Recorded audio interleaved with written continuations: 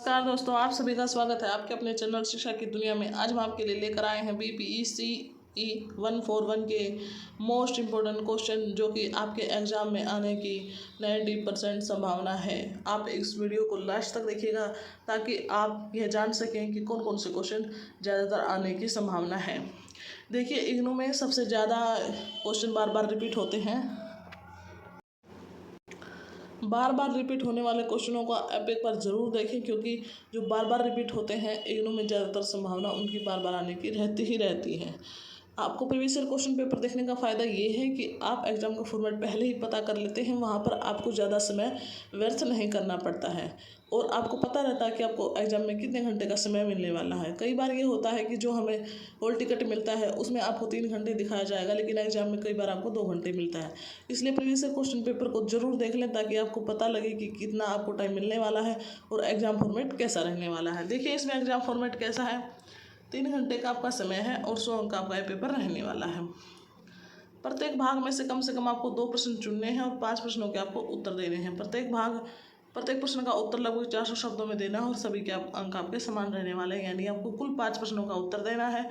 और प्रत्येक भाग में से कम 2 तो आपको सिलेक्ट करने ही करने, जो कि अनिवार्य है। और जो एक क्वेश्चन है वो आप दोनों में से किसी एक भाग में से सिलेक्ट कर सकते हैं और सभी क्वेश्चन आपके 20-20 नंबर के रहने वाले हैं। देखिए, 20 नंबर के क्वेश्चन के लिए आपको कम से कम 4 पेज लिखना होगा। 4 पेज समथिंग पहले आप भूमिका लिखें, फिर आंसर की पूरी मेन बॉडी लिखें और फिर लास्ट में पूरे आंसर का निष्कर्ष निकाल कर लिखें, जो कि 4 से 5 लाइन में आप लिखें। इग्नू भी इसी फॉर्मेट को अपनाता है। पहला क्वेश्चन है, समयंगों को प्रभावी ढंग से प्रबंधित कैसे करते हैं, व्याख्या कीजिए। दूसरा क्वेश्चन है, प्रसन्नता के संप्रत्यय और सकल राष्ट्रीय प्रसन्नता की व्याख्या कीजिए। प्रसन्नता के मॉडलों की चर्चा कीजिए। तीसरा क्वेश्चन है, मनोविज्ञान के अन्य क्षेत्रों में संबंध में सकारात्मक मनोविज्ञान का वर्णन कीजिए। चौथा क्वेश्चन है, जो कि दोनों टिप्पणियों में आपके 10-10 नंबर की होंगी। 10 नंबर के लिए आपको 2 पेज लिखना होगा। पहली टिप्पणी है, दयालुता, अक्षमा, समानुभूति और आभार। दूसरी है, संवर्धी मानसिकता, आत्म करुणा और आत्म अक्षमा। भाग ख का 5वां क्वेश्चन है, आशा को परिभाषित और वर्णन कीजिए। स्नाइडर के आशा के मॉडल की व्याख्या कीजिए और आशा के लाभों का वर्णन कीजिए। छठा क्वेश्चन है, तनाव के संप्रत्यय की व्याख्या कीजिए। तनाव के सामान्य अनुकूलन संलक्षण का वर्णन कीजिए। उत्तर अभिघातज संवर्धी के संप्रत्यय को समझाइए। 7वां क्वेश्चन है आपका, मनोविज्ञान पूंजी की व्याख्या कीजिए। कार्यस्थल पर विभिन्न सकारात्मक मनोविज्ञान हस्तक्षेपों का वर्णन कीजिए। 8वें क्वेश्चन में आपको 2 टिप्पणियां दिए जाएंगी, जो कि दोनों आपको लिखनी होंगी अगर आप इस क्वेश्चन को सिलेक्ट करते हैं। पहली टिप्पणी, आत्म अक्षमा और पारस्परिक क्षमा, ये आपका मोस्ट इम्पोर्टेंट है। दूसरा है, आत्म करुणा और आत्म करुणा अभ्यास, ये भी मोस्ट इम्पोर्टेंट क्वेश्चन है। नेक्स्ट क्वेश्चन पेपर पर आते हैं। देखिए, नेक्स्ट जून 2025 का, इसमें भी आपको सेम फॉर्मेट है। पहला क्वेश्चन जो कि मोस्ट इम्पोर्टेंट है, बार बार रिपीट होता है, इसलिए आप इसको जरूर एक बार देख लें। पहला है, आत्म संप्रत्यय, आत्म सम्मान, आत्म सक्षमता की व्याख्या कीजिए। आत्म सम्मान और आत्म सक्षमता बढ़ाने के लिए रणनीतियों की चर्चा कीजिए। दूसरा क्वेश्चन है, आशावाद को परिभाषित कीजिए और वर्णन कीजिए। आशावाद के विकास और लाभ की व्याख्या कीजिए। तीसरा क्वेश्चन है, सकारात्मक मनोविज्ञान को परिभाषित कीजिए और वर्णन कीजिए। कल्याण संवर्धित करने के लिए धार्मिक और आध्यात्मिक व्यवहारों की व्याख्या कीजिए। चौथे क्वेश्चन आपको के लिए 2 टिप्पणियां लिखनी होंगी, दोनों टिप्पणियां लिखनी होंगी, यानी दोनों 10-10 नंबर की आपकी रहने वाली हैं। पहली टिप्पणी है, चरित्र सामर्थ्यों के संप्रत्यय और महत्व पर चर्चा कीजिए। चरित्र सामर्थ्यों के VIA वर्गीकरण की व्याख्या कीजिए। दूसरी है, चरित्र सामर्थ्यों के रूप में क्षमा और दयालुता। 5वां क्वेश्चन आपका खंड खाएगा, प्रवाह और संलग्नता को परिभाषित कीजिए। प्रवाह अनुभूति के घटकों का वर्णन कीजिए, जो कि मोस्ट इम्पोर्टेंट है। छठा भी मोस्ट इम्पोर्टेंट है, जो ज़्यादातर आने की संभावना है।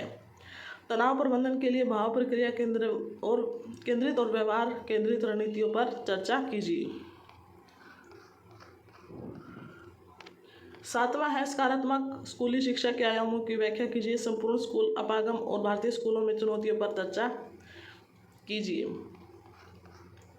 8वें क्वेश्चन में 2 टिप्पणियां दी गई हैं, दोनों आपकी करनी होंगी जब भी आप इसको क्वेश्चन को सिलेक्ट करें। पहली है पालन पोषण में सचेतनता। दूसरी है घनिष्ठ संबंधों में सकारात्मक मनोविज्ञान का अनुप्रयोग। नेक्स्ट क्वेश्चन पेपर पर आते हैं। नेक्स्ट हमारा दिसंबर 2024 का रहेगा। इसमें भी सेम फॉर्मेट, आपको 3 घंटे का समय है। पहला क्वेश्चन जो कि मोस्ट इम्पोर्टेंट क्वेश्चन है, बार बार रिपीट होता है, भारतीय मनोविज्ञान का अर्थ और विस्तारक क्षेत्र का वर्णन कीजिए। सकारात्मक मनोविज्ञान और भारतीय मनोविज्ञान के संबंध की व्याख्या कीजिए। देखिए इग्नू में क्या है, पूछा एक ही टॉपिक पर जाएगा लेकिन उसको घुमा फिरा कर पूछा जाएगा। आता जैसे भारतीय मनोविज्ञान ही आएगा लेकिन उसको दूसरे तरीके से पूछ लिया जाएगा। आपको ऐसा लगता है कि वो अलग क्वेश्चन है लेकिन वो उसी से रिलेटेड होता है। दूसरा क्वेश्चन देखिए, कल्याण के लिए आत्म करुणा एवं आत्म अक्षमा के महत्व की व्याख्या कीजिए।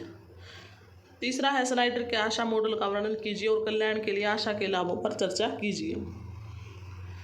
चौथे में 2 टिप्पणियां जो कि दोनों आपको करनी होंगी। पहला है आभार प्रसन्नता का हेडोनिक और यूडमोनिक वृक्ष पे।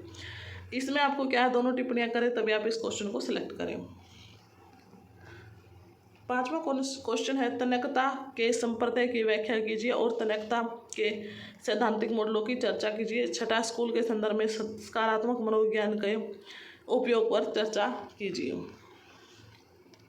7वां है मनोवैज्ञानिक पूंजी क्या है, उपयुक्त उदाहरण के साथ कर्मचारी संलग्नता और कल्याण की चर्चा कीजिए। 8वें में वही 2 टिप्पणियां दी गई हैं जो कि पहली है आत्म सूक्ष्मता, दूसरा है पतंजलि का योग।